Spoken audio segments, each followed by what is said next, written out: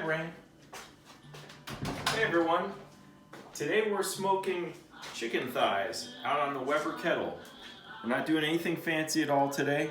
I've got some charcoal out on the Weber Kettle. It's heating up. I've got some chicken thighs here, and I seasoned them up with some Kinders Woodfired Garlic seasoning and a little bit of cayenne pepper. So let's get these going. All right, so I've got these chicken thighs on the Weber Kettle. I've got them on over indirect heat. I've got the charcoal briquettes on one side and the chicken thighs on the other side. I don't have a probe going right now to know what the temperature of the grill is. I just know the grill is hot. I'm going to be cooking these chicken thighs to an internal temperature of 180 degrees. I've got a small piece of apple wood for some smoke flavor.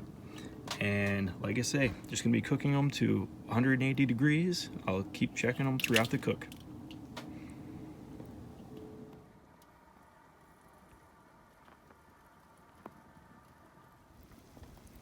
We're about half an hour in. I'm gonna move these chicken thighs around a little bit, change their positions.